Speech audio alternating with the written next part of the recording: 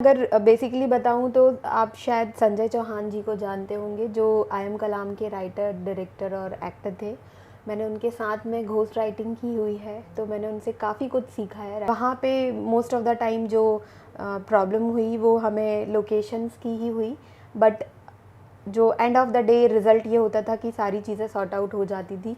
और क्योंकि हमारी कहानी हम वैसे ही वहाँ के आसपास की ही कैरेक्टर्स को लेकर और वहीं से पिरोई हुई थी, तो मेरा एक थॉट है कि अभी आज से 1-2 साल पहले हम देख रहे थे कि हमारा पूरा बॉलीवुड भी नहीं, हमारी पूरे इंडियन जो है वो टॉलीवुड की तरफ, मतलब बड़ी बड़ी फिल्में आई हैं जो साउथ की, उनकी तरफ जा रहे हैं। तो कई बार ऐसा फ़ील होता है कि हमारी हिंदी फिल्म बॉलीवुड इंडस्ट्री के पास क्या ऐसा कोई भी सब्जेक्ट नहीं है। होता है कि एक नॉर्मल स्टोरी लिखना और एक स्क्रिप्ट लिखना। स्क्रिप्ट में मुझे शॉर्ट वाइज, क्योंकि मैं डायरेक्शन में भी हूँ, तो मुझे पता है कि मुझे शॉर्ट वाइज लिखना है, हर एक सीन में एक स्टोरी देनी है। तो मेरा थॉट यही रहता है कि एक जो सीन मैंने लिखा है उसमें एक स्टोरी हो। Hello everyone, welcome to Mayapuri Cut. मैं हूं आपके साथ छवि और आज हमारे साथ यहां मौजूद हैं upcoming film the secret of Devkali की creative director and writer Neha Soni. Hi Chhavi, thank hi you. Neha. मेरा आपसे पहले ये सवाल है कि आपने पहले भी नीरज जी के साथ काम किया है जी। आपको इनके साथ फिर से काम करने का एक्सपीरियंस कैसा रहा? हम लोगों ने करीब 3 साल से साथ में काम किया है, तो बॉन्डिंग काफ़ी अच्छी बन गई है हमारी। हम क्रिएटिवली, क्योंकि वो डायरेक्टर है, मैं क्रिएटिव डायरेक्टर हूँ, तो हमारे बीच में काफ़ी चीज़ों पे बहुत डिस्कशन होता है। हम एग्री भी करते हैं, डिसएग्री भी करते हैं, तो काम करने में अब धीरे धीरे मज़ा आने लगा है और काफ़ी अच्छा काम हम कर रहे हैं, आगे भी करेंगे। और एज अ राइटर हर एक राइटर किसी ना किसी चीज़ से प्रेरणा लेता है। बिल्कुल। आप किस चीज़ से प्रेरणा लेती है? वैसे मैं अगर बेसिकली बताऊं तो आप शायद संजय चौहान जी को जानते होंगे, जो आई एम कलाम के राइटर, डायरेक्टर और एक्टर थे। मैंने उनके साथ में घोस्ट राइटिंग की हुई है, तो मैंने उनसे काफ़ी कुछ सीखा है राइटिंग में। डायलॉग राइटिंग उनसे सीखी, और मेरी जर्नी काफ़ी लंबी रही है राइटिंग में। मैंने आर्टिकल लिखने से शुरू किया था, आर्टिकल से मैं छोटी स्टोरीज़ पर आई, फिर उसके बाद मैंने स्क्रीन प्ले लिखना शुरू किया, लोगों की हेल्प की कि चलो मैं एक दिन में एक फ़िल्म का डायलॉग लिख कर दे देती हूँ। मेरी journey most of the time ghost writer की तरह रही। मैंने काफ़ी लोगों को कुछ ठीक करके देना है, तुरंत कुछ करके दे देना, ऐसा रहा है। बट जब मुझे देवकाली ऑफ़र की गई, तो देवकाली के साथ ऐसा था कि मुझे एक रेडीमेड कंसेप्ट मिल रहा था और बस मुझे उसको बहुत अच्छे से बनाना था। तो हम लोगों का जितना भी डिस्कशन हुआ उसमें हमने ऑनसेम्बल कास्ट ली, कास्ट के हिसाब से हमने डायलॉग्स लिखे, फिर फर्स्ट ड्राफ्ट बना, सेकंड ड्राफ्ट बना, उसके हिसाब से डायलॉग चेंज हुए, काफ़ी कुछ हुआ इस जर्नी में। जैसा कि आप फिल्म के कास्ट के बारे में बात कर रहे हैं कि फिल्म की कास्ट में काफ़ी अच्छे अच्छे और नोइंग आर्टिस्ट हैं, लाइक संजय मिश्रा, महेश मांजरेकर, जरीन वाहब। तो इनके साथ आपको काम करने का एक्सपीरियंस कैसा रहा? बहुत अच्छा था। काफ़ी लोग कहते हैं कि बड़े एक्टर्स कोऑपरेटिंग नहीं होते हैं, बट एक्चुअली ऐसा नहीं है। हर किसी का एक फेयर होता है जब कोई फर्स्ट टाइम मिलता है। अगर आप उस चीज़ को पार कर लेते हैं तो वो भी आपके लिए अच्छे हैं और आप भी उनके लिए अच्छे हैं। तो वो बस एक चीज़ होती है, पड़ाव है, दोनों तरफ से वो पार करना होता है। तो एक्टर्स सारे अपने कैरेक्टर में होते थे, वहाँ पे उनको वो मेंटेन करना होता था ऑन सेट।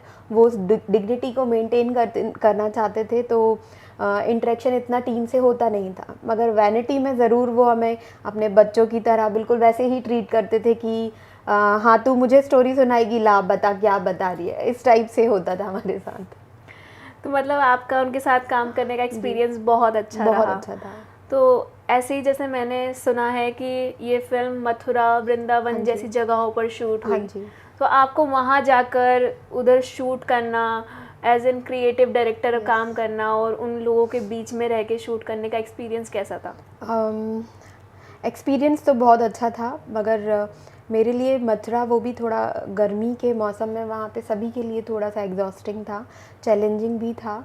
और वहाँ पे मोस्ट ऑफ़ द टाइम जो प्रॉब्लम हुई वो हमें लोकेशंस की ही हुई, बट जो end of the day result ये होता था कि सारी चीज़ें सॉर्ट आउट हो जाती थी। और क्योंकि हमारी कहानी हम वैसे ही वहाँ के आसपास की ही कैरेक्टर्स को लेकर और वहीं से पिरोई हुई थी, तो हमें लोगों ने बहुत कोऑपरेट किया, वहाँ के मथुरा के लोगों ने। आप आगे अपनी जो जर्नी है एज एन डायरेक्टर या एज एन राइटर किस तरीके से देखती हैं ज़्यादा? मैं अपनी जर्नी तो हमेशा एक डायरेक्टर के तौर पर ही देखती हूँ, जो एंड होगी। बिकॉज़ बहुत पहले जब मैं फ़िल्म इंडस्ट्री में आना चाहती थी मोटिवेट होके, तो किसी ने मुझे बोला कि नेहा, तुम्हें ना घर पे बैठ के कुछ अच्छा काम करना चाहिए, ज़रूरी नहीं है कि तुम सेट पर जाओ। क्योंकि ऐसा कहा जाता है कि फ़िल्म इंडस्ट्री में लड़कियों के साथ बहुत अच्छा बिहेव नहीं किया जाता, या बिलो द टेबल बहुत सारी चीज़ें होती हैं, मुझे ऐसे भी कहा गया। बट मुझे ये लगा कि मुझे अपनी जर्नी खुद ही तय करनी है, तो सबसे अच्छा रास्ता था राइटिंग करना, जो मैं घर से कर सकती थी। मैंने उसको 2-3 साल घर से किया, फिर मैंने अपना स्टेप बाहर निकाला, फिर बाहर निकाला और मैं क्रिएटिव डायरेक्शन तक पहुंची। मैंने 2 साल क्रिएटिव डायरेक्शन में दिए, फिर उसके बाद मुझे प्रॉपर एक फ़िल्म लिखने के लिए मिली नीरज के साथ में, जो डायरेक्टर है हमारी अभी फ़िल्म में। फिर उनके साथ उनकी दूसरी फ़िल्म लिखने के लिए मिली, जो देवकाली है। तो मुझे अपॉर्चुनिटी मिलती गई और मैं आगे बढ़ती गई। तो मुझे एक्चुअली मेरा टारगेट वही था कि मुझे डायरेक्शन करना है इन फ्यूचर। जैसे कि मैंने पढ़ा कि इसमें कुल देवी, जैसे ये कि राम और सीता जी की हर कोई पूजा करता है, उनकी कुल देवी के बारे में किसी को नहीं पता। हाँ। और अभी इसमें कहा गया है कि ये देवकाली उनकी कुल देवी थी जी। तो आपने इसके लिए जब आपने लिखा भी इसे, और उसके लिए आपने कितना ज़्यादा एक्सप्लोर किया इस चीज़ को, कितना कुछ मुश्किल रहा होगा आपके लिए? जी, एक्चुअली ये स्क्रिप्ट रिसर्च बेस्ड पे ज़्यादा है और इसे लिखने में भी टाइम लगा है। और हम लोगों ने ऑलमोस्ट, जो हमारा कंसेप्ट है वो मैं अभी डिस्क्लोज़ नहीं कर सकती हूँ, बिकॉज़ अभी टीज़र और ट्रेलर भी नहीं आया है। तो अगर देखा जाए तो वो जो कंसेप्ट हमारा, जो इस फ़िल्म का जो मुद्दा है, अगर उसको देखा जाए तो उसके लिए हमें काफ़ी रिसर्च करना पड़ा, काफ़ी लोगों से पूछना पड़ा कि हम ये कर सकते हैं या नहीं कर सकते हैं, किस लिमिट तक जा सकते हैं, कल को कुछ ऑब्जेक्शन तो नहीं होगा इस चीज़ में। तो बड़े लोगों से पूछ कर, काफ़ी लोगों से, और बहुत सारा रिसर्च करके इस स्क्रिप्ट को रेडी किया गया है। आपको मतलब ये इस फिल्म के लिए लिखने की कोई किस चीज़ ने इंस्पायर करा, और आपको क्या लगा कि आपको इस चीज़ को, इस फिल्म को करना चाहिए? किस चीज़ ने आपको ज़्यादा मोटिवेट किया? जी, मेरा एक थॉट है कि अभी आज से 1-2 साल पहले हम देख रहे थे कि हमारा पूरा बॉलीवुड भी नहीं, हमारी पूरे इंडियन जो है वो टॉलीवुड की तरफ, मतलब बड़ी बड़ी फिल्में आई हैं जो साउथ की, उनकी तरफ जा रहे हैं। तो कई बार ऐसा फ़ील होता है कि हमारी हिंदी फिल्म, बॉलीवुड इंडस्ट्री के पास क्या ऐसा कोई भी सब्जेक्ट नहीं है जो हम अपनी ही जनता को अपनी तरफ खींच सकें, उन्हें एक हिंदी सिनेमा अच्छा दे सकें। तो वहाँ से हमारा थॉट शुरू हुआ था कि हमें कुछ ऐसा बनाना है कि हम वहाँ जाते लोगों को रोकें।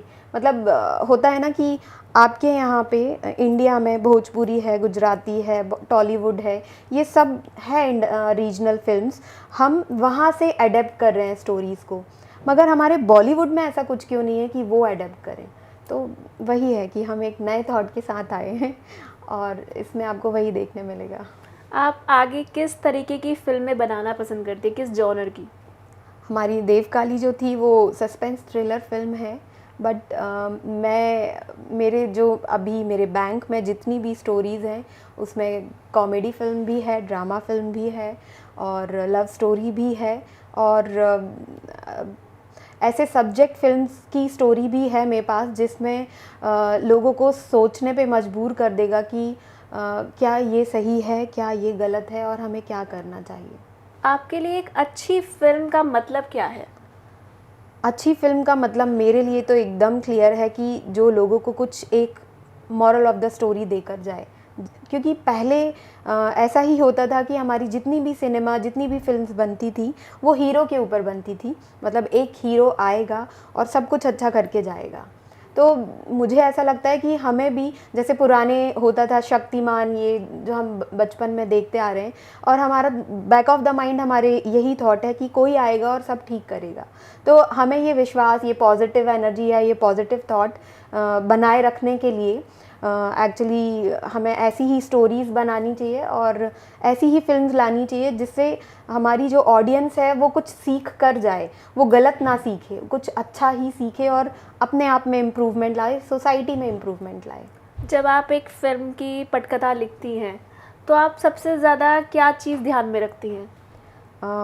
जब भी मैं कथा मतलब स्क्रीन प्ले में जो स्क्रिप्ट में जो लिखती हूँ, उसमें मेरा सबसे ज़्यादा ज़ोर होता है कि देखिए एक डिफरेंस होता है कि एक नॉर्मल स्टोरी लिखना और एक स्क्रिप्ट लिखना।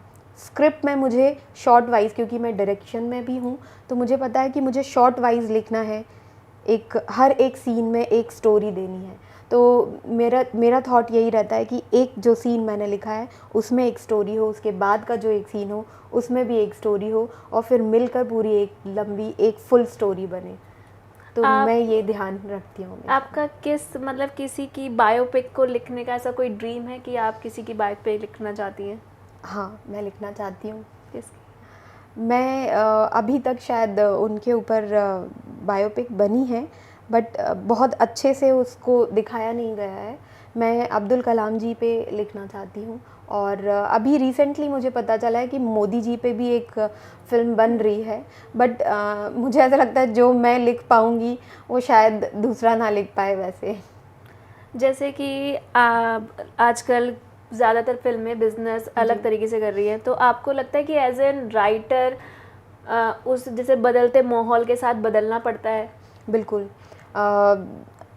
एक छोटा सा थॉट जो राइटर को कभी भी स्क्रिप्ट लिखने के लिए पहले ही दे दिया जाता है कि हमारा बजट ये है, तो हम डिसाइड करते हैं कि हमें इसी बजट में सोचना है, इसी बजट में फ़िल्म बन जाए। हालांकि ऐसा होता नहीं है कि फॉर एग्ज़ाम्पल किसी ने मुझे बोला कि हमारी फ़िल्म का बजट 5 CR है नेहा, इसमें कुछ ऐसा लिखना है जो इतना इतना हो, यहाँ यहाँ तक हमारी लिमिट्स हों, उसके आगे ना जाएं। हालांकि बजट हमेशा क्रॉस कर जाता है, हर जगह ऐसा होता है, बट हमें पहले से ही ये बता दिया जाता है कि ये कमर्शियल फ़िल्म होगी, इसकी लाइन ये होगी और ऐसा होगा। ये रही प्रोड्यूसर की बात। बट जब हम सोचते हैं, एज एन राइटर सोचते हैं, तो हम दिमाग खोल कर लिखते हैं। हम ये नहीं सोचते कि इसका बजट ये जाएगा, ये कमर्शियल होगी, आर्ट फिल्म होगी, ड्रामा होगी। हम बस लिखते हैं, एक थॉट को लेकर लिखते हैं। जैसे अब जैसे OTT कई सारे प्लेटफॉर्म आ चुके हैं, तो इससे एज एन राइटर आपको कितने अच्छे अच्छे मौके मिले हैं?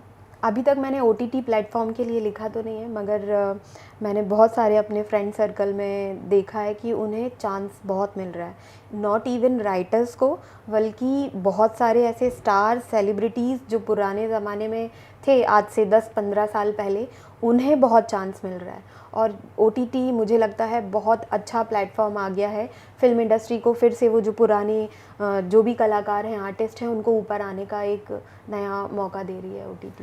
अब जैसे कि आपने इस फिल्म में एज एन क्रिएटिव डायरेक्टर और एज एन राइटर काम किया, क्या फ़र्क आपने पाया अपने काम में?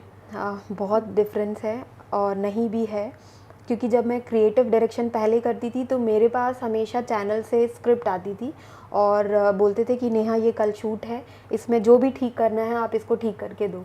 अब उसमें होता ये है कि आपको डायलॉग भी ठीक करना पड़ेगा, आपको सीन भी ठीक करना पड़ेगा, और क्रिएटिव डायरेक्शन का काम होता है कि क्योंकि सीरियल में हमेशा ग्रैंड दिखाया जाता है, तो क्रिएटिव डायरेक्टर का काम ही ये है कि वो कितना ग्रैंड दिखा सकता है।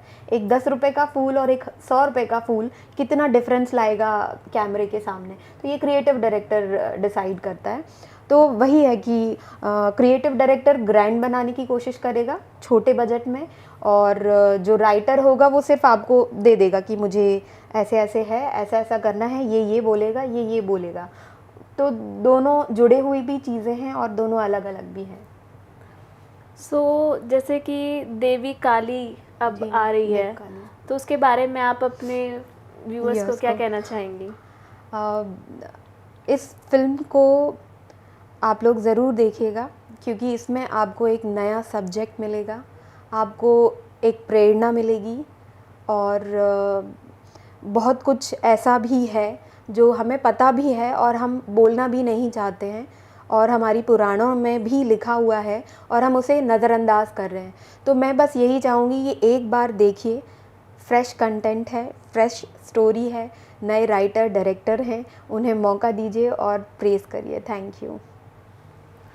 सो the upcoming film the secret of Devi Kali के लिए आप कितने ज़्यादा एक्साइटेड हैं, हमें अपनी राय कमेंट सेक्शन में ज़रूर लिखें। तब तक के लिए stay tune to Mayapuri cut.